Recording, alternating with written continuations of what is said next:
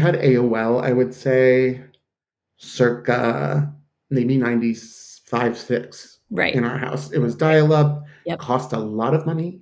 I remember it was like per minute charging, and I would rack up those bills because I actually found community online. And so to me it was a huge thing. Like and there's all sorts of people who went into all sorts of like I hear coming of age stories of other queer people who went into more illicit chat rooms that they probably shouldn't have. I did not do anything of the sort. I went into the Playbill Theater chat room and I made a lot of connection there, and it actually helped me kind of pre-college kind of accept who I was a little bit more and just be more comfortable. So to me that was like everything. Today's guest is Sunil Ayyagari, someone I've known since middle school. We've watched each other grow up from anxious, ambitious kids into adults who have taken paths we didn't quite expect. Sunil talks about his early to mid 20s, moving to New York, and the cultural touchstones that helped him cobble together a sense of queer identity in the 90s, from Madonna to Pedro Zamora on The Real World. We also talk about work and ambition, how he built a long career in theater marketing, hit a ceiling, and then reset in his early 30s with business school. He's candid about the fear of change, the relief of realizing you can survive it, and what it's been like to end up married, living in North Jersey, and genuinely content in a life he did not picture when we were younger. And because we are who we are, we also go deep on dial up internet, mixtapes, appointment TV, phone calls that lasted all night because the rates dropped after 9 p.m., and what it means to try to protect your attention in a world that never stops asking for it. Off we go. Enjoy.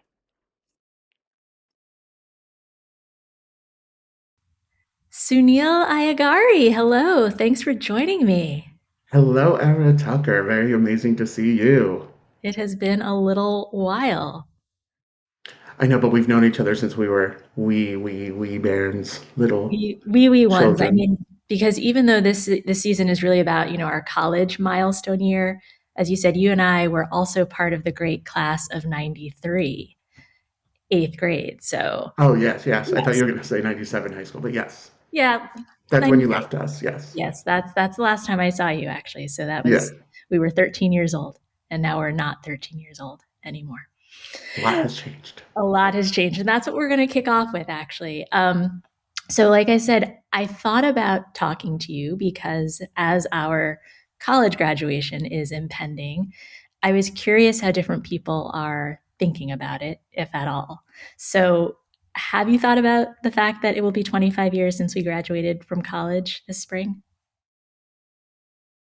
I do think about those things a lot. Like, I think about time a lot, because I think there's been a lot of different eras in my life and a lot of different things that led to where I am today, and where I am today is probably the most happy I've ever been or most actualized. So I think about like sometimes I'm like, can you believe that was 20 years ago that me and some friend did this, or 30 years ago that I met this person? It's very it's sobering a bit. You're like, oh wow, time flies.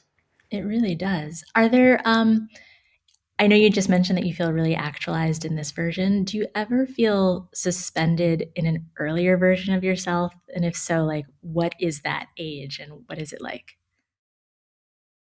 This is interesting. I do think my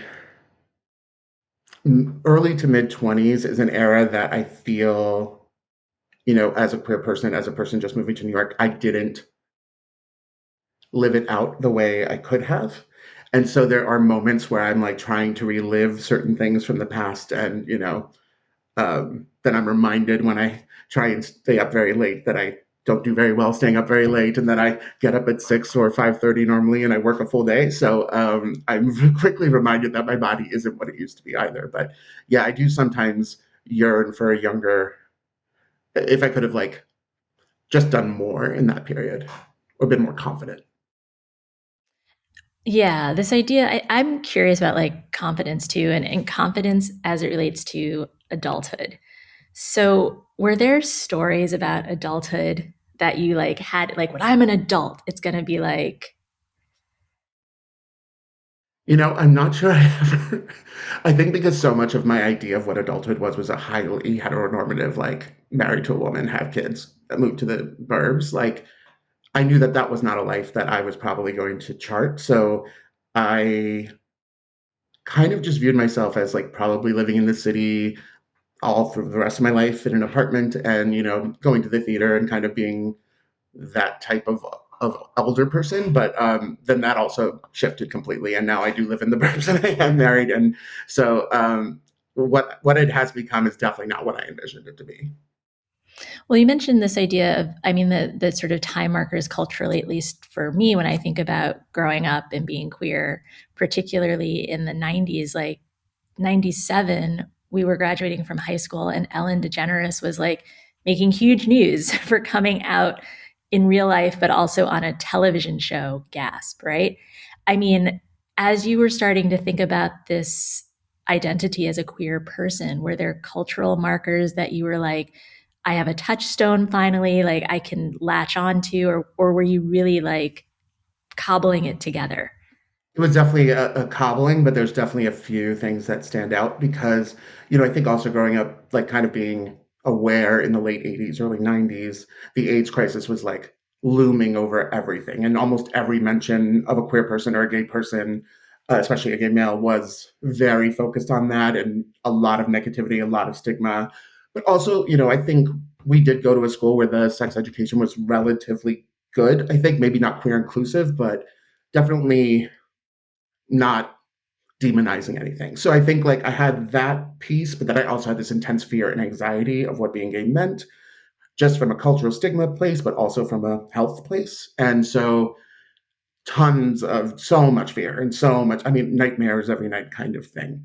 But a few things were, I was you might remember this, that I was a Madonna obsessor. So, she, I think, in the pop world is one of the first people to really bring queerness to the front and just part of her music and part of her visual identity and not really always comment on it, but just make it normalized. And so her, like the Blonde Ambition tour, Truth or Dare, that era in the early 90s, and then Pedro Zamora on Real World, who was like kind of the first real just person on TV that wasn't a character or wasn't being played by a straight person or wasn't um, kind of a background character. It's just somebody that you could actually relate to.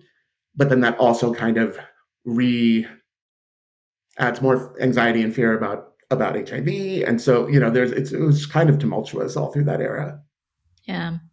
In college, actually, Edmund White was one of my first creative writing teachers. And just this idea of somebody who was truly creating a canon of literature based on his experiences as a young gay man and then growing up. And, by the time I got to him, he's like an elder statesman. It was such a wake up call how just how important those cultural moments and people, and then knowing that they were real life flesh and blood, not just celebrities, was at least in my formation. I don't know if you had any similar experiences in college or just like meeting gay people for the first time sort of in situ. What was that like? Yeah, that's 100% college. And also just meeting that extremely supportive group of women that are just extremely so supportive, and you could just come out to them, and it wouldn't even be a conversation. So that's definitely all college to me, and those people are still a lot of them very close friends of mine. I mean, known some of them for what 30 plus years, right? So yeah, that's definitely a big era where I felt I could kind of be myself. It wasn't like full. And then moving to New York was the next milestone, like which was right after college, where I kind of found I worked in theater, so obviously really easy to be out and really easy to be around other people. So those were kind of the two formative in the very early stages. And I just want to get to present day because you say you feel most actualized now. You mentioned you're living in the burbs and you're married. Like, has that been cognitively dissonant or was that a fairly natural transition for you? No, super cognitive dissonance there. I had moved to Philadelphia after business school, so a few big life changing moments was I worked in theater for a very long time. I kind of always felt a little like didn't know what the next step was and didn't feel there was a lot of room for me to grow in the way I wanted. So always kind of looking to get out of there. And I had kind of a big personal change where I had a big breakup after like a 6 year relationship. And that kind of started the snowball going of me being able to shift focus on work and just kind of restart and completely reset in my like early 30s, which is not something everybody has the opportunity to do. So I went to business school, got my MBA, and kind of shifted careers, but at the same time shifted cities because my first job I got in Philadelphia. And at that point, I was very still raw from what had happened in the past. Definitely was not looking to get married, kind of anti this heteronormative ideal that you had to get married and just because we could, we had to kind of feeling. And I didn't want to fall for that. But then I kind of just fell in and met the person that I kind of knew very quickly was going to be with me the rest of my life. So at some point it was like, why not just do it? I know that we're not ever not going to be this. So Yeah. And then the burbs came next. yeah, and that was like work driven. I don't Yeah. think I would have ever left a city, but my job moved me more in really back home to North Jersey, and so Um, and then my husband just actually really loves living out here. So it's kind of my work is here. I love the familiarity of all of it and being able to see a lot of people who we knew growing up live out here now. And also, like, we have a house with room and we can cook in the kitchen and not feel like we're cramped and all the things that are, you know, positives about not being in a small apartment. Yeah. And you mentioned this sort of idea of like resetting, going from city to profession to sort of person. When we talk about work, like I want to sort of shift gears into work. Is that something that ever for you, like what did ambition mean? I guess I'll start there.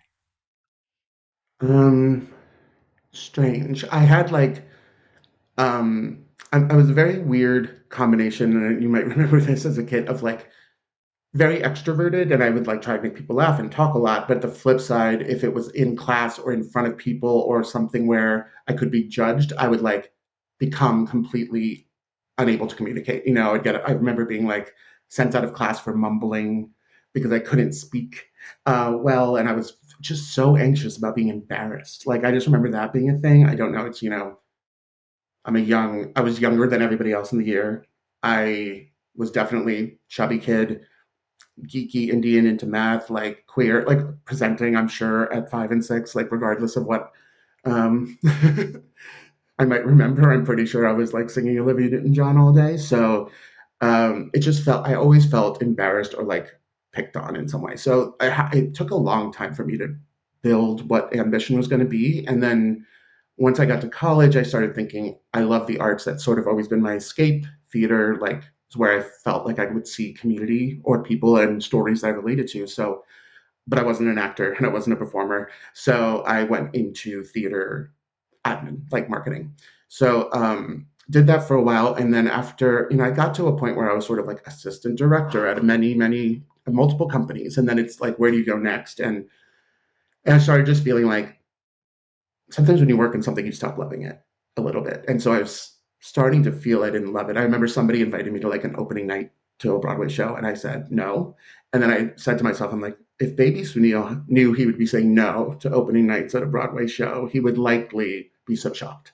Like it seemed like a dream. So when I started like feeling like that was no longer the dream, I had to make that pivot. And then so that's when I think really ambition kicked in. I was sort of in stasis. And now that I'm in like a career that has multiple levels that you could get to and kind of multiple pathways you can take, I feel a little bit more driven to figure out what that pathway is. Are there things, because you mentioned like being a math kid and but also a theater person, right? Like, are there things that you're good at, but that you're no longer like, this has to be part of the integrated Sunil? Um, I don't know. Actually, that's an interesting question. I think in some ways I'm like very good at trivia. Like I think I have I have a big breadth of knowledge, if not the depth on a lot of things. Because I read a lot and that sort of thing. So I do feel like there was a part of me as a kid that always wanted to be on Jeopardy. Or like Okay. when Where in the World's Carmen Sandiego came to school, but it was for the year below us. I think you might remember that. Like that was Yes. like kind of heartbreaking.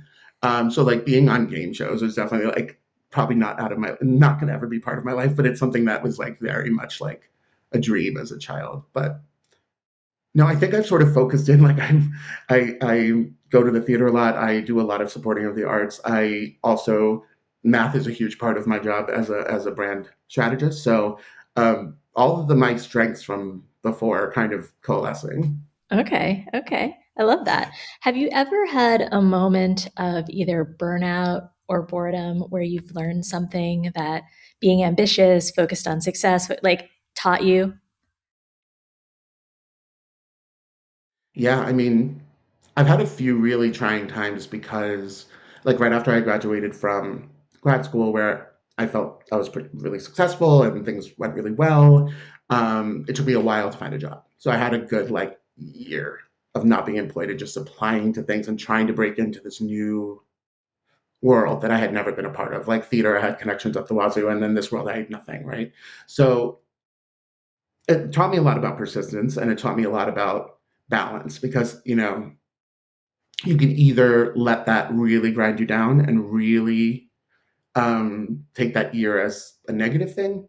But I actually found that through while staying on top of applying for jobs, I was actually figuring out a lot about myself, meeting new people that I probably wouldn't have met otherwise, like, going out on weekdays and just, I don't know, doing all sorts of things in the city. And it just, um, I think like you can take those times into a positive time and you can actually grow during times that are like where you're laying fallow a little bit. So that's kind of, I don't view any of those kind of very stressful no job times as negative now. How I'm curious for like if you have consciousness of that moment, how long did it take you to reach that conclusion? Were you in the moment saying this is going to be good for me, or were you like this is 10 years, 5 years out and you're like, "Oh, in the rear view, that was a good moment." No, yeah, it's like 10 years out. It's definitely after I got married, after we moved here, once we settled to this house, I'm able to view a lot of those things because I'm in probably one of the most comfortable times in my life. Like I feel like I have someone I can depend on all the time. I never really worry about can we pay our bills anymore. We have our thing balanced. All of those things are like took a while to get there. And now that I'm there, I can definitely look back on some of the harder times, but see exactly how those led to me being where I am now. Yeah, I find the But like, looking. did you have something like that? Did you ever have like a time when you weren't working or like weren't doing anything and you felt useless? Kind Oh of. yeah, total. I mean, all the time. No, I think. I mean, I think like you, there have been a few inflection points, but I think one of the ones more recently was sort of the first time my job was not mine anymore, and I was like, wait, I'm like 20 plus years into this thing. Like, what do I do? And I remember, so here I'm in this place in Jersey, and I remember walking around our driveway, and just like talking to recruiters all day. And my wife is like, "Are you a professional like job seeker?" And I was kind of like, "Well, I don't really know what else to do except like get to the next operator thing." And I remember talking to who would then become my boss, a CEO, about all the things I didn't want as a chief people officer. I was like, and here are all the things I don't want to do ever again. And she's like, I was thinking like I'm talking myself out of a job, but she's like, tell me more. And I think that I've consistently found that the more you are honest with yourself and the universe, in a sense, like it is responsive and you do get things. And so you have to be very careful with your energy. But to your point, I think in that moment, obviously, I was frightened. I was like, I don't remember a time when it hasn't been more of a pick me moment, right? Like you've chosen me and now I have to go out and, you know, it was very similar to a relationship breaking up after 7 years, early 20s. And you're like, but my whole life is this. And so you're right. I think the cumulative factor now of being able to put both the sort of work stuff, the personal stuff into like this whole era has made a life. It all sort of sorts. But I'm also very conscious of that early skeptic who was a summer associate at a law firm. And I was very skeptical of the partners who would get up and say, oh, yeah, and this was my career. Da, da, da, da, da. And I'm like, life doesn't happen that way. It doesn't just like, but it does. I think for some people, it can Yeah. happen very like they've planned it and it goes that way. But I think for other people, it goes its own way a little bit, which is definitely mine. And but I think that can be just as valuable. You know what I mean? Maybe I'm not 30 years into my, 25 years into my career because I didn't start this career till like 10 years ago. So I'm kind of started from scratch. But like, so I'm not as far as people my age probably in terms of moving up. But I don't I don't see any of that as negative. I've actually feel really free that I haven't done it the way like I'm actually really grateful for my youthful naivete of early on in my career saying, you know what, the law firm, it'll always be there. Had no idea, but being able to sort of get off of a treadmill before you get ingrained in the reps has been really helpful.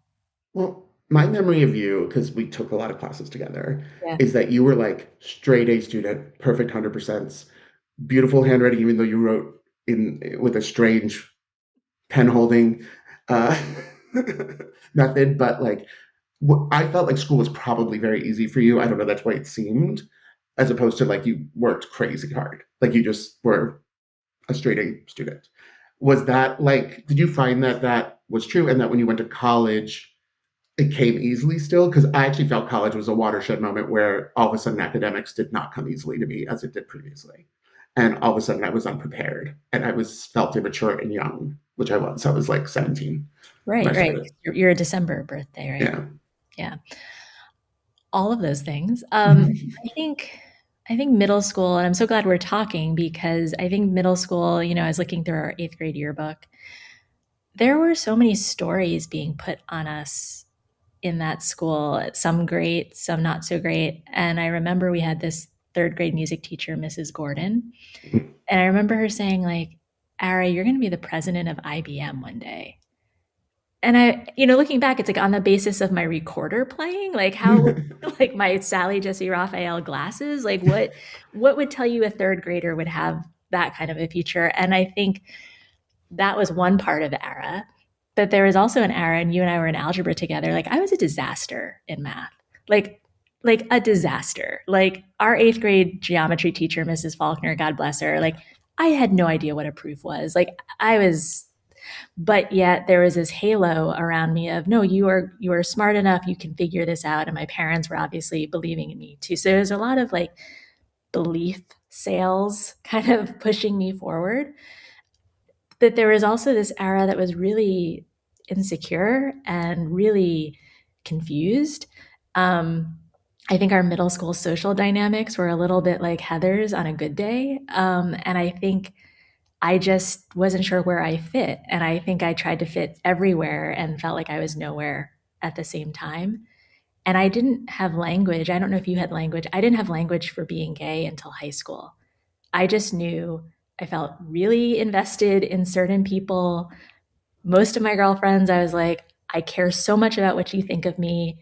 These guys who I'm going out with, I don't really care much about like whether you think I'm great or not, but like, and so college was one of those times where I really had to grapple. I chose Princeton over Brown because I thought I'd be able to stay in the closet at Princeton. Lo and behold, that didn't happen. But I felt like Princeton was actually a really good time for me because I actually got to lean into the things that I felt really good at and also to challenge myself and not be so good at things. I got a C in economics the first semester, macroeconomics. I had no idea. Supply and demand, that was all I could say. And my mom was like, "You have no idea." And I was like, "You're right. I have no idea." So, but I think it was freeing because at Princeton, it just felt like, even though there were people from our past, so Abby Love and Jeremy Sher, like we were all there from this earlier context. It was a great campus environment in that I didn't feel like we were competing with one another anymore, right? Like I think Yeah. high school is about sort of like, what's your class rank going to be? What college are you going to get into? And then all of a sudden the game was over. It was kind of like, you're all going to try to do different things. And so go, learn, be. Yeah. Yeah. Yeah. And I think kind of a liberal arts education and not going into college like I know a lot of people who are like, I'm pre med because my parents are doctors, or I'm pre this. And I didn't go in with any of that. I actually think I put I was going to major in math or music going into college, neither of which came true. What did you major in? Um, but it's definitely, I think, like having, and I do think our high school, middle schools did this as well, where we read a lot of literature from different places. We did learn a lot of, I think, enough things to create connections. And like I just know so many people who like are unable to do that, to make connections between different things in history or in whatever. And I think that critical thinking is so important. And I do think that was hammered into us relatively young, even though the social dynamics of our school was nightmare, like absolute. I never want to go back to middle school again. Oh my God. I mean, bullied incessantly. I mean, what I did was I pulled completely away from anything where I would be with boys, and I just became friends with all the girls. And it was like a safety net because, you never knew who was going to turn around and bully you or call you a slur or like what have you, right? So, but what's so funny is all those people, like now I've seen them again and they're perfectly nice, but Yeah. like, and they probably don't even remember that they did that. But, when you're on the receiving end, you remember. Getting ready for some of these conversations, I actually pulled out the eighth grade yearbook from my mom's house, and I was reading it, and I was like, "Oh my gosh, these were scary kids, including me." like, but I think you're right about this dot connecting because so I left our school, our private school, and then went to public high school, and that was the first time I think I really got to get a broader perspective of what different lives looked like, not assuming a certain social class or aspirations or, and not placing value on that for Right. value's sake. And I think that was a good buffer to go to Princeton, to your point, to have this broader view of there's not just a narrow way to be successful in life. And I think that was really shocking to me in a little bit of a way, but healthy, healthy. Yes. I mean, I think there was still a lot of pressure for me, like when I went into theater, which is definitely a lower paying career choice. And I didn't go to grad school like very soon after college. And I kind of forged my own path a bit. And it wasn't like the easiest thing to do. Like, I'm not sure my parents were overjoyed that whole journey. But, they were still very supportive. So I'm very lucky in that way. And I don't know that other kids from my background would have that. I actually know that they most wouldn't. So that's always something I like very thankful for because I would not be here if my parents didn't let me take that career choice, and I wouldn't be who I am. And I would have probably regretted that the rest of my life, in some ways. How did you muster that I will do this? I just I just thought I had a very strong, if you work alongside or with or in your passion, it will be lead to success. Like I thought I was going to be so rich some way because I loved it so much working in non-for-profit theater. And what I learned is that was definitely not the case. It wasn't definitely, I feel like there's certain careers that, you know, arts are important, not-for-profit arts super important. I think they develop a lot of work that won't be done commercially. And in New York, that's rare. But if you don't have a lot of parental health or like generational wealth or a trust fund or a partner who has a high paying job, it's really hard to sustain living in New York, even as a young person who's not doing a ton of expensive things. So, I definitely wasn't living the life I wanted to live. I wasn't able to go places I wanted to go or see even as much theater as I wanted to see or anything along those lines. So, um, even though like I knew I had to do that and I had to be successful at that, once I was successful enough at that, I knew I had to get out. Was that a clear exit for you? Yes, it actually became easier because in my last relationship, we ended up moving to Portland, Oregon, due to a job move for him. So we were out there and for a year, and I struggled to find a job, and that actually was like a huge catalyst to me to be like, I need to go to school. I need to get those three letters on my resume so that I could break into what I want to break into. I'm curious because when I went to law school, so I went straight through, I was an art history and visual arts major, and then I went straight to NYU. I went to NYU thinking I'll be downtown. I can go to the galleries. I can go see shows.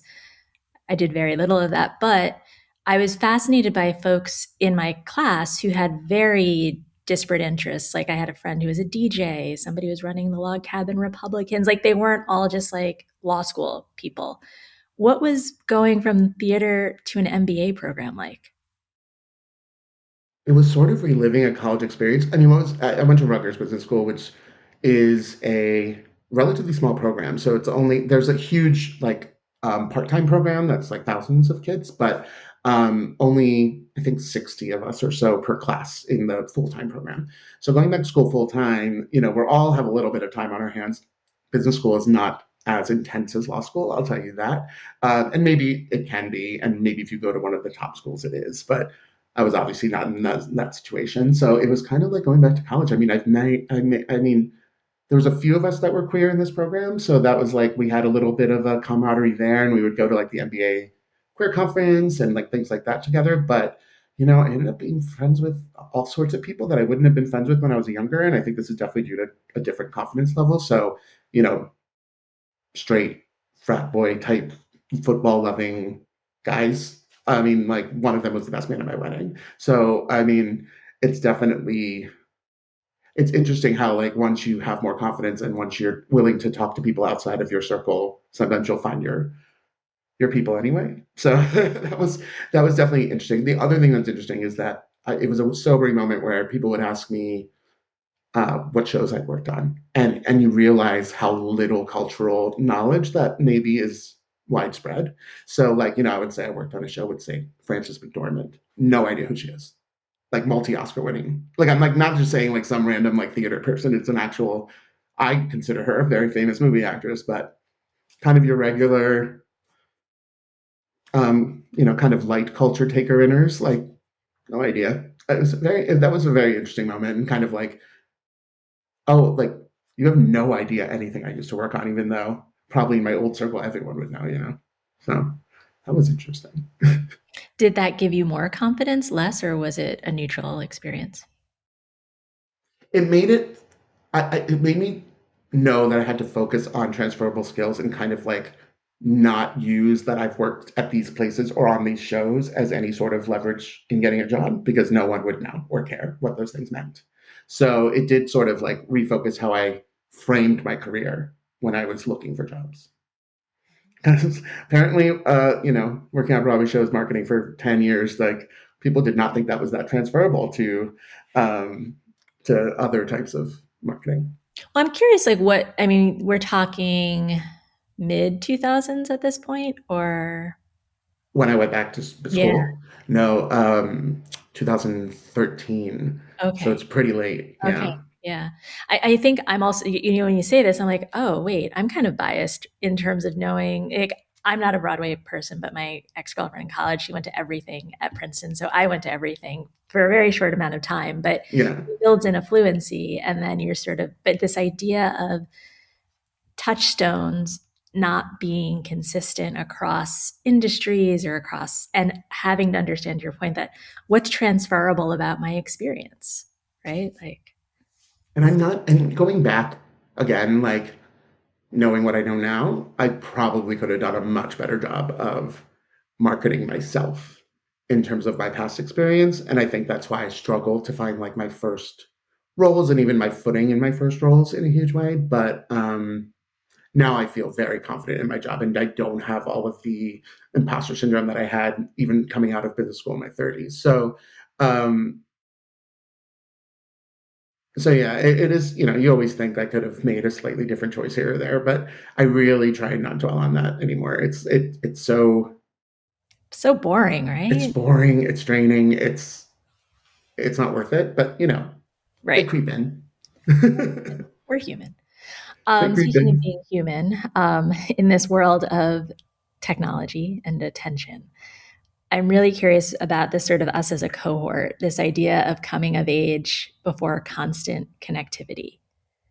Discuss. How did that shape you?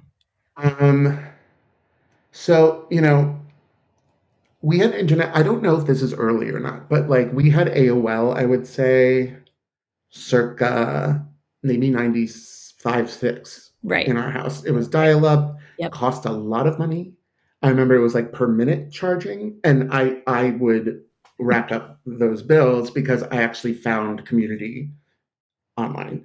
And so to me it was a huge thing. Like and there's all sorts of people who went into all sorts of like I hear coming of age stories of other queer people who went into more illicit chat rooms that they probably shouldn't have. I did not do anything of the sort. I went into the Playbill Theater chat room and I made a lot of connections there, and it actually helped me kind of pre-college kind of accept who I was a little bit more and just be more comfortable. So to me that was like everything.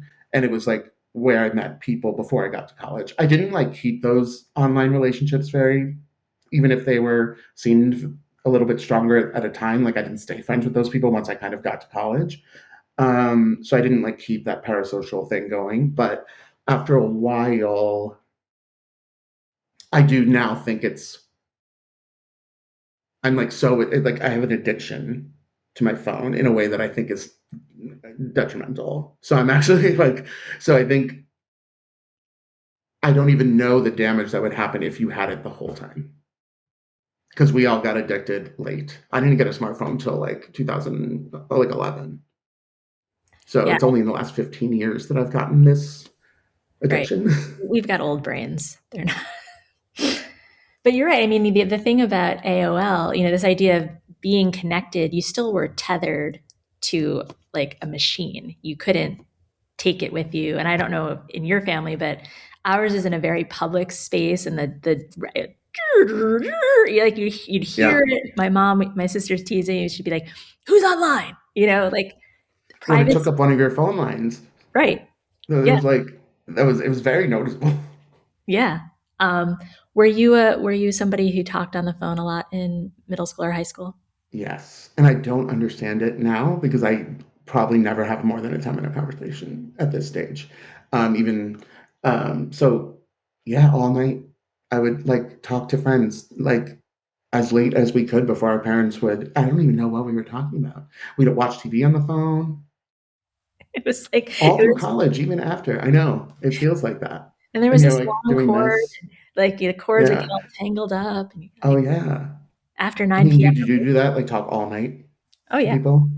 I was supposed to be in bed by 9 in high school, but 9 was when the rates would go down. Oh yeah.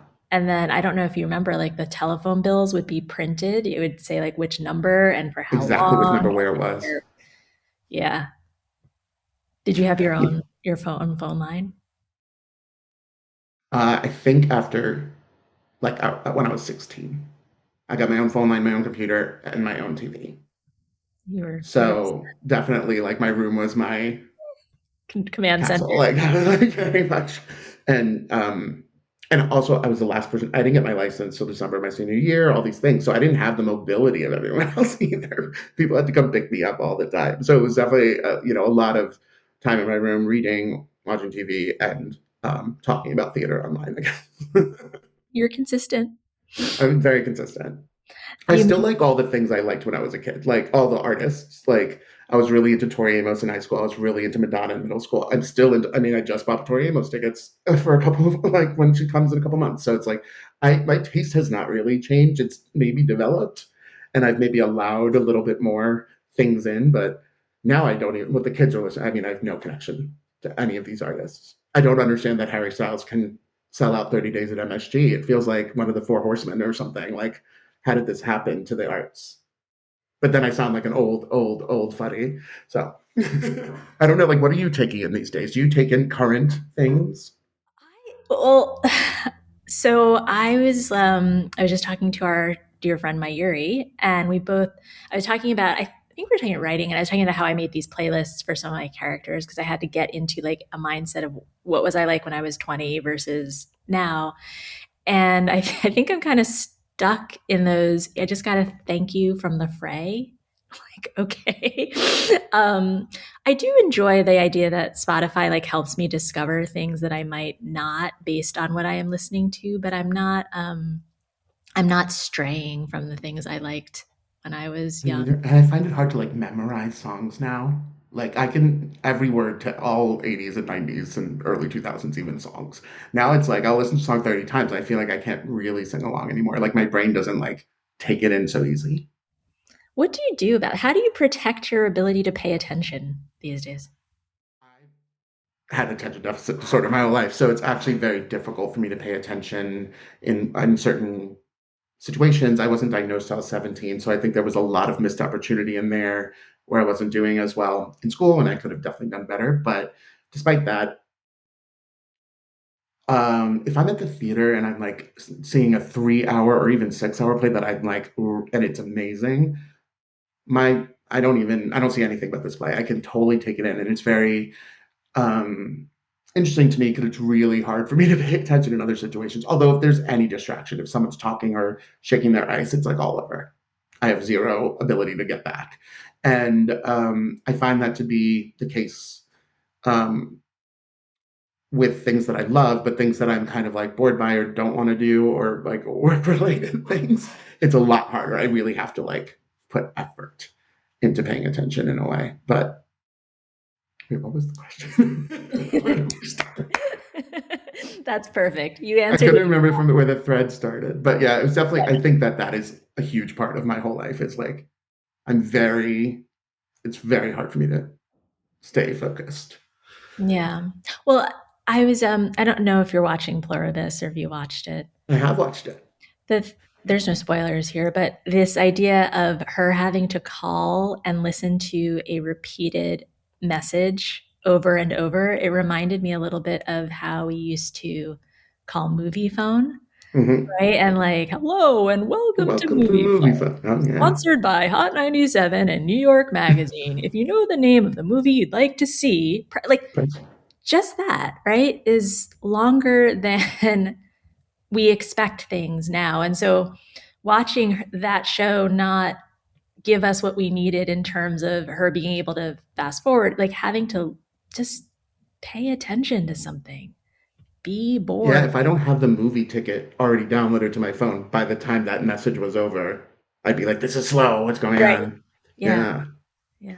it's so. It is. I mean, I think we sound like those old people, but it's like, in my day we had to X, but I feel like technology shifted in a huge momentous way at a point in our lives. And now it's kind of been more incremental, small innovation. So like, I feel like kids who have always had an iPhone, they're not seeing those huge leaps forward. They're sort of seeing incremental, like, oh, the camera's a little better or the touchscreen's a little better. And so, that's also a very interesting thing. I think like, do they have the power to like be amazed anymore? Because I was pretty amazed when we could get on the internet and talk to people from far away, or even when long distance calling became free, and I could call my friends in the UK who before I mean.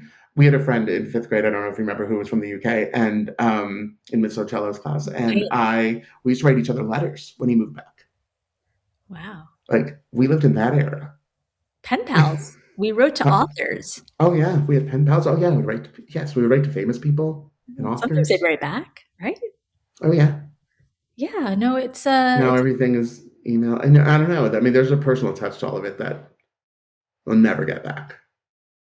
it's interesting. I think the idea of like, like slow food movements or making or your idea of like will people ever sort of experience wonder, and I do think that this idea of what makes us human, how technology enables us to be even more human, but where is that line? And it's really fascinating to look and feel old when one says, oh, I remember when I got a TI-82 graphing calculator, Those are cool, and you right? could like play little games on them. I don't know.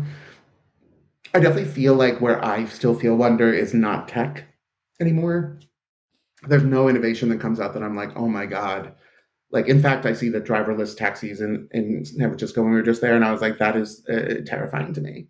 Like that car's gonna come alive at some point. I've seen that movie, so there's definitely that whole piece that I'm like, okay, a lot of these new things I'm definitely like slow to adopt. But my husband is he has his PhD in biochemistry and worked on a lot of like early cancer drugs, and that's sort of where his career, even though he's kind of moved to the commercial side, has gone. He works on a lot of like early um, cancer technology, and so It's really that the scientific breakthroughs and the things that he tells me about, and the things that, I'm on the board of trustees of the MS Society of New Jersey. And so when I hear about a new drug coming out for MS, it's like, that's the stuff that is really exciting, that like going to change the world and change people's lives in a way that I think like little tech innovations are not going to affect me that way, at least. Yeah. No, it is definitely interesting to think about like where are things that create moments for us personally to say, wow, like I can't even imagine that we as a species have figured out how to do this thing. And Yeah. I think I'm also just at a point where I think tech has created a lot of problems in the world, right? And like the easy communication has a flip side and a very dark side. So I think that's part of it. I just, we've all seen the dystopian robot movies where they come to life. I'm like, do we need to be nice to AI? Because when it comes to life, I want it to remember I was nice. right, and And it I will. said, please and thank you. It will remember. I do feel like it has, I mean, you work in a corporate setting, I've worked in corporate settings. Like the idea of how we talk to each other has really, I noticed during the pandemic in particular, that shift from having to actually be in a room with a human for a sustained amount of time. People became a little troll like, it's like you can fire off a message and but you don't have to actually confront being Oh yeah. with the reaction to what you've just done. 100%. Yeah, there's no accountability necessarily for what you say. At least there is maybe at work, but not in life. I feel like for the most part, um, and you realize that people are maybe less empathetic. I mean, I do think the pandemic broke a lot of people's minds. Like, I think they forgot how to behave. If you go to the theater post pandemic, the behavior of the audiences has just plummeted. You know what I mean? It's like talking through quiet moments of a play, like opening up all your M&Ms and crunching. It's just so crazy to me. I'm like, you're not in your living room, and I know that we were in our living rooms for a couple of years there, but now we're back to like a social contract of how we treat each other, but it didn't come back, in my view. Which brings me to, we've basically become those get off my yard Oh, people. 100%. Fine. Um, what else has surprised you most about this stage of life? I think what's interesting is that, like, I think it's what you said earlier too about paths. It's, everyone has really taken different paths than I assumed they would in a lot of ways. I mean, there's people in my life who I thought I'd be friends with forever, but they went into a direction that I was super shocked by, and or whatever. Or, I'm already at the point in my life where I've lost close friends. I'm already at the point in my life where um, I just didn't think that we'd have hit these things by now. I really like, in college, like that core group, I was like, we're going to be this core group forever. And now it's like, we've all kind of flown to the wind, even if we love each other, and I just think it's not what I thought it would be. And also like feeling confident and happy in where I am. This is not where I thought that would be, for sure. So in a I good thought I would be still kind of working in theater, kind of going to glamorous parties and like living in New York and kind of still being that. But now sometimes I go to New York and even if I go to like a queer space and I'm like a place that I've been going to for 30 years, even sometimes I'll be like, oh, I'm too old for these people. Like I'm too old to talk. Like I don't even know what to talk to them about. Like the music that's playing is not familiar to me. Oh So no. I can't drink like a well vodka soda like I used to. It's kind of gross now. You start to feel it, like even socially, in a way that I thought like mid 40s I'll still be hanging out, going out, being fun. You're still fun, just, No, it's a earlier. different time, but it's a transition. I think especially for gay men because like so much of your cultural touchstone in especially in a city is like going out to whatever that means, and it's like sometimes you go to a bar that has this vibe, sometimes a bar that has this vibe, sometimes you're going to a drag show, but either way you're going out every like I mean, me and my friends in my 20s, Thursday, Friday, Saturday, Sunday, we were out. Maybe worse for wear on the Monday, but still there. And so I thought that would continue in some form. But now it's like I only have the energy to do that every like 4 months or less. But plenty of people my age still do it, right? And so it is. I thought that would be me. I'm not sad that it's not me though. Are there things about you because hopefully this will be a long middle for us. Are there things that feel unfinished in you in a way that's not scary? I'm finished. I mean, there's so much I want to learn still, and I think that's the only driving thing. For me, it would never be like for my husband and I both, and he didn't grow up going as many places as I did by any means, or really ever leaving the country or anything. So like we're at the point now where it's like I want to see the world with him, and I want to learn about different cultures and experience them before we're at war, before the ice caps melt. I want to see I want to see the penguins. I want to do all those things. So that is the main driver for me in life right now. So um, I think sometimes when I see people who are, they have 3 kids and they're just like going to a resort in DR and like sitting on the beach and like having activities for their kids, and they don't really do anything for themselves anymore, or they don't do anything that's culturally, um, I don't know, beneficial to either them or the kids. Like I know kids who have never gone to anywhere, even not, and it's not a financial thing. It's just that like it's easier for the parents to do an easier thing, and I think like that's something that's very unfinished to me, and I plan to finish it. I plan to see more places. I would love to live somewhere else. Those are like kind of the real things. It's really a cultural experience that I feel like I've been a little stuck here in New York, New Jersey. I'm curious because, like, so Hillary and I, we don't have kids intentionally, and we have a Yeah, cat also intentionally. So there's nothing really. Two cats? 2 cats. Love it. Yeah. So there's also no external markers of time passing for us. Like we're not marking the milestone of a child's birthday. Our cat has not really told us how old she is. So she has like a birthday when we decide she has a birthday. Like this idea of kind of like there's no tethers, no constraints. And yet you and I were both going about our lives talking about, yeah, we're going to travel one day or we're going to like, how does that feel for you? Like, wait, in terms of, Like, is it not having, like, I guess one, I always thought I would have kids and oh, okay. I knew I would never.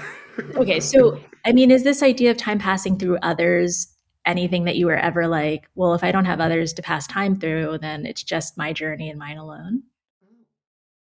No, I will say that the era between my last relationship and this one, the time feels, and it wasn't that long, it was maybe like 4 years, but that time feels like it moved so fast. Like there was nothing marking time, even though I was in business school, even though I moved to Philly, like, but it was just kind of a blur of me partially having fun, partially getting a degree, partially finding work, and then adapting to a new city. But then, like, once I met my husband, and he is, we have a bit of an age gap, not a huge one, but a little one. And so I think like there's times when I'm like, oh, I love this Madonna song, and I realize like he wasn't born when it came out, kind of thing. And so I think it does. I do notice the time going, and I do notice like when his birthday is, when my birthday is, and I do mark things like our anniversaries are definitely very much on my mind always, and like what are we going to do there? So those are our time markers. And then I think also where we go. Like this year, we're going to go to Tanzania and Kenya. And I know that that will be a memory that will last me, and that will be like that was 2026. So our experiences are really what give us our time markers rather than another person. I love that. Ooh. All right. So we're almost at the lightning round. But before we go Mhm. to the lightning round, in the spirit of, class of 2001, what would you tell your younger self if you were your college commencement speaker? But I tell so I was talking to a senior as opposed to a younger person. I would say make choices that are things that you care about always, and then but if that changes, don't be scared. And I think that is the thing. I kind of like knew I wanted to work in this one industry, and I was going to do anything to get there, even though I had no way. I had no. My parents didn't know one person. They're doctors. Like they had no one. They didn't know any arts people. Like I had no way to like get in. But I was like, I'm going to get in. And then that felt like one stage game. But then when that started to, my love for it started to fade.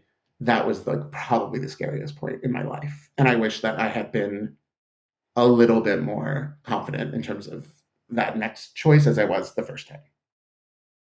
But now I think like I'm ready for change anytime. Like I'm not as scared of it Got it. because we can survive it. And I also have somebody to lean on to survive it with, Yeah, which I think makes a big difference it does. for I'm glad me. you found him. Yeah, me too. I mean, how did you meet your We met path? online on OkCupid. So I think we met in 2013 on April Fools. I had gone through matchmakers. I had gone on all of the apps. I was convinced I would be alone forever. And this was like that you had already been in a long term. Yeah, Yeah. I'd been in a 7-year That relationship. after that is like the weirdest moment after those, right? Yeah, because Because there's points where you thought this, I'm going to die in this relationship, yeah, and then all and of a sudden you're you're not. relatively young and not in it. And we met in college, and so it was kind of like coming out with that person, being in college with that person, having my first job with that person, first apartment, like all of these milestones where you're like, I'm an adult now. So it took a What long. do you think about?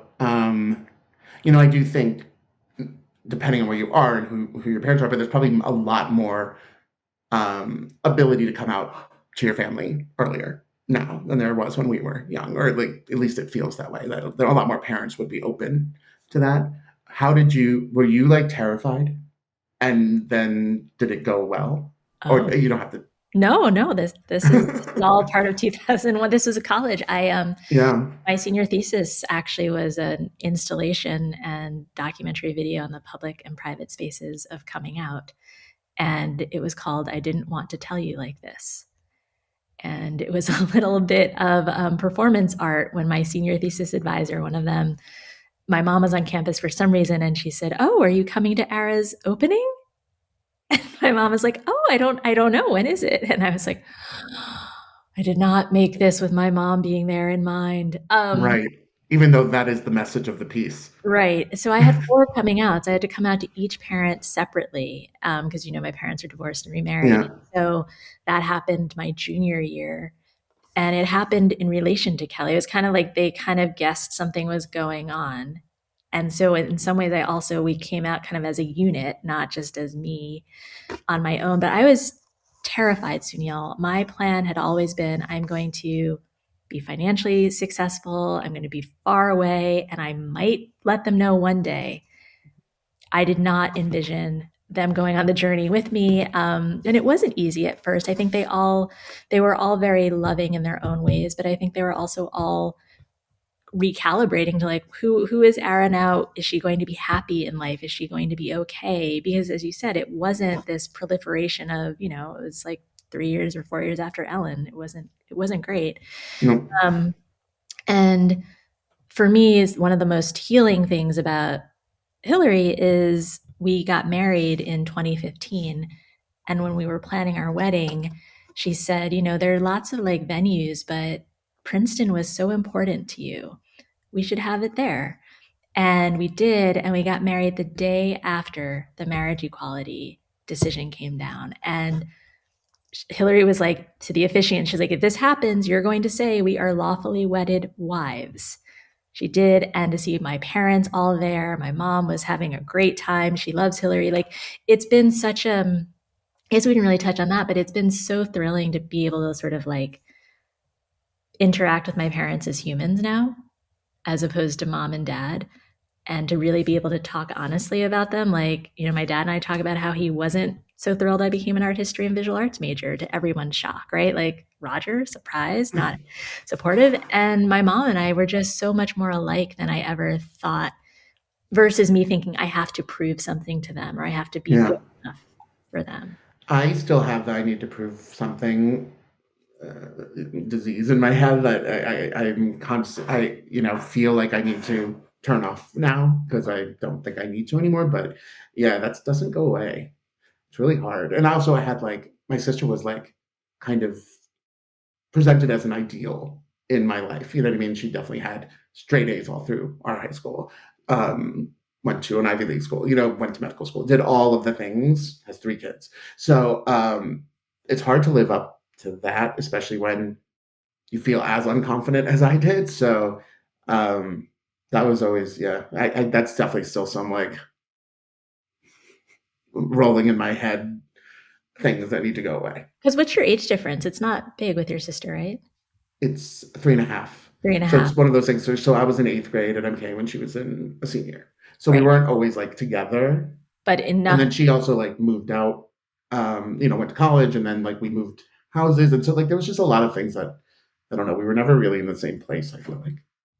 Yeah. Because my sisters are 7 years and 10 years younger. And so, Yes. as the oldest, I now have an appreciation for younger siblings because, as hard as it must have felt for me to have to like blaze this trail, like I still got to do it without anybody in front of me, you know? Mm-hmm.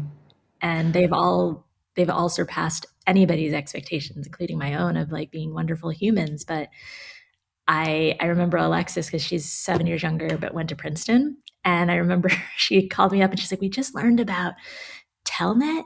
Like you guys had to like dial up to like Arizona." And I was just like, "Yes, your sister is old. You have an older Yes, it was sister." very different. Yeah. Yeah, I coming out for me wasn't. I also felt like I needed to be completely independent, all these things, and then I didn't end up coming out to my family until I was in a serious relationship. So that was when I was 26. So it's relatively late. And I had been living in the city for 5 years, 6 years, working in theater, all the signs were there. But and then my partner at the time moved in with me, and then I was like, okay, now it's to who knows if they'll drop by, who knows what'll happen. So I told my sister because that was like the easiest for me, and then she told them. And I think like my dad had some struggles. I don't know. Like they kind of kept it from me. I don't think anybody is like um, ready for that necessarily, at least at that point, and at least in Indian culture. So that was hard. I did have a person that was like a nice person that I could, explain what this was to with. You know what I mean? As opposed to, I think I had my own ideas of what people's stereotypes of what gay men's lifestyles were like, and like what would my parents think if I was just a single gay man living in New York. I don't know. I had all of that kind of baggage that now feels ridiculous, and I would never be ashamed of being a single gay man in New York at this point, but at the time. So that made things a little easier. I think it took some time. I mean, my family at large has been, I mean, accepting to the point. I mean, I have a huge family, like 40 first cousins, like a huge family. Um, I do feel like everybody's been really supportive of me, and like they all came to our wedding, and it was huge. And my husband is works overtime to like learn about the culture and like talk to everybody and everything. So, um, but I do sometimes feel like if another one of my cousins came out, I don't know how their parents would react. Like it's like okay because it's me, or it's okay because it's not theirs. I do wonder about that a lot. Like, you know what I mean? How far does disgrace go? Right. And Right. I don't know. But I do think like my generation, for the most part, if their kids were queer, I think it would be a lot easier. Yeah. This has been really fun. The fun is going to keep going though. So we're going to do this thing I call lightning round. Okay. And it's about our shared operating system. We're going to have a few categories. Okay. First one is pop culture, and fittingly, since we were talking about the real world, so these are Mm-hmm. basically or and like one or the other. Um, so MTV's The Real World or VH1's Behind the Music. Early season real worlds through 1 through 10. After that, it would have been behind the music. All right. Appointment TV or binge culture. Appointment TV. I What were you? miss having like a monoculture that you would go to work and have something to talk about. And we don't have that at all unless it's sports now. What would you make an appointment to watch or not miss? I mean, there were so many. I mean, when Survivor first came out, like in 2000, or American Idol, Lost even, there were just so many things, like touch points that you could come to the office and everyone would have seen it or enough people to like create some sort of like camaraderie. Now it's like everyone's watching things at different times. You can't connect on anything that's not sports. It's very hard to connect on things that are not sports or your kids. And I don't have sports or kids. All right. So Well, there's that. there's that. Cassette mixtape or Spotify playlist. 100% cassette mixtape. it takes effort. And I used to put effort, really tailoring to people's what I thought they would like, to like, things that I love that I wanted to share. And I just don't know if anyone listens to his playlist the way someone would listen to a mixtape back then.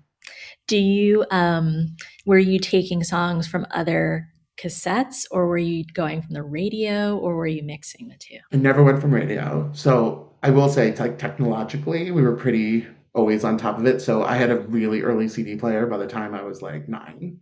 So I was able to make mixtapes off of CDs pretty early, but I did also do tape to tape. And also back then, like some of the rarer things, especially rarer theater, like some of the like less famous indie artists would only be on tape. Or I wouldn't have the money to spend 16 on a CD, but I would have the 8 to buy a tape. So both. Okay, so And tapes all the way through college. I'm gonna ask a bonus question for you then. Tower Records or Sam Goody? Sam Goody. Okay. All Willowbrook right. Mall. 100%. Willowbrook Mall, huh? Mall at Short Hills. Okay. Free time, Oregon Trail or Carmen San Diego? From San Diego. I Which love one? geography.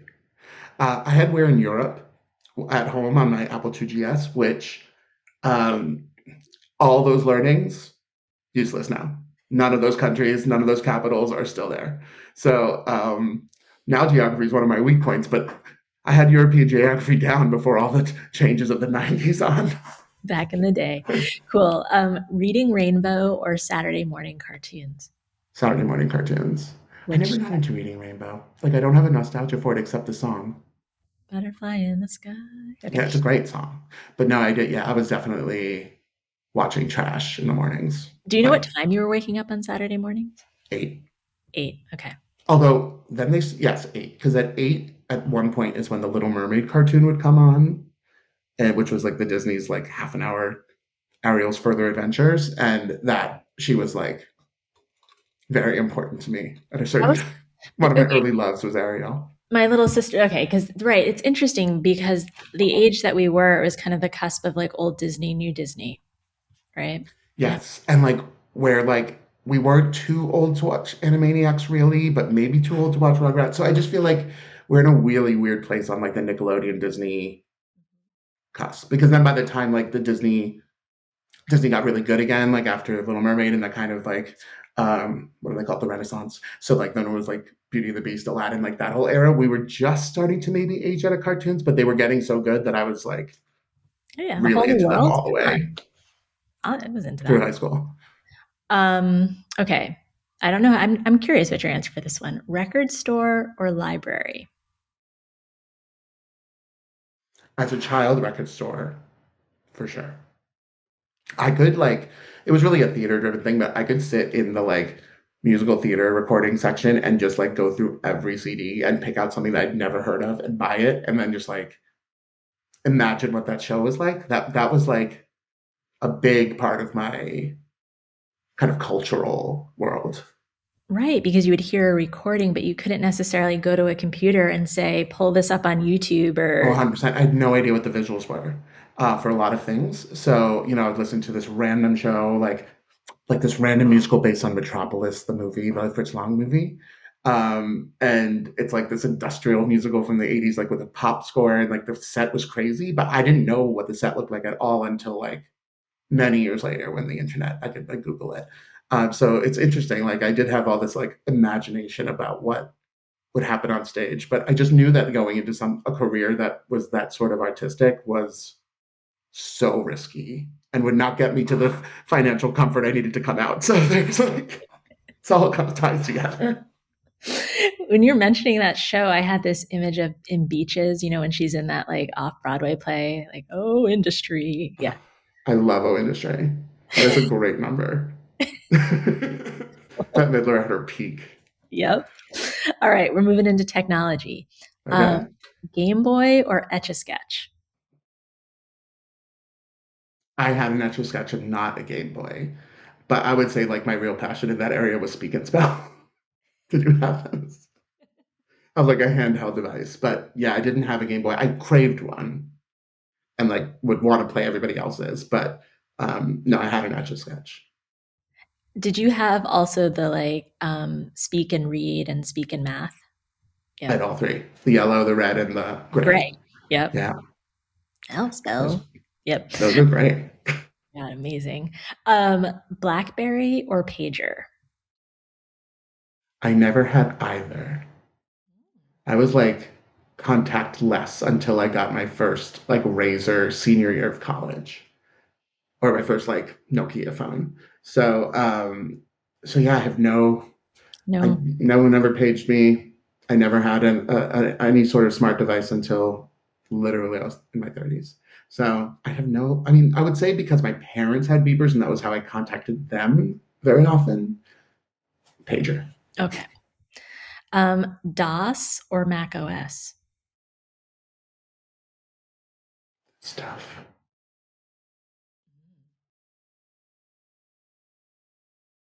Mac OS.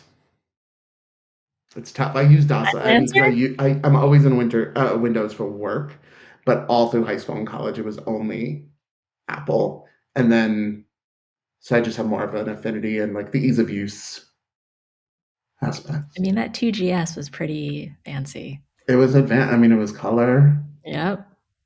Those printers. My Ugh. dad's well, my dad was very much about staying up on technology. So if I wanted a technology thing, I could get it much easier than getting, a board game or something. Or a ticket to a Broadway show. Oh yeah, 100%. Although they did take me to a lot. Nice. All right, our last category is signals. All right, Hmm. so AIM away message or Hmm. LinkedIn headline. It's interesting. Um, aim away message for sure. It's very formative. LinkedIn, it hasn't gotten into my blood. Like it's the only social my husband uses. He does not want to be on any other social media. He doesn't want anyone to know where he is. He doesn't want to, but he wants to keep up with his science world and all of that. And I just have never been a person who checks it and posts, but I feel like it's important for my career to do that and to like have people endorse me and stuff. But it just feels very calculated. I I've already ranted on one of these about LinkedIn, so people can go see that. But Anyway, that's my thing. I think it should be LinkedIn if I was more career focused and not experiential focused, I guess. I think you are you and your work. All right. Private ambition or public metrics. Private ambition. Okay, and our final question: pass a note or leave a message. I love passing a note. That felt it because it's there's like it's you're doing something naughty, but it was like highly innocent, but yet naughty, and you could get in big trouble at our school for that. I loved passing notes. I was like definitely I was too distracted for class. You might remember this being like in algebra with me, but I was too distracted. There was a lot else to think about. Yeah, I was thinking about too many things and worrying about too many things. I feel like if I could tell my child self something, it would be nothing is as scary as you're making it. Like literally making everything, as if Freddy Krueger is coming after you, and he's just not. He might have been though at the time, Maybe and I mean I had nightmares about him all the time. That's he why loomed that came pretty up. large.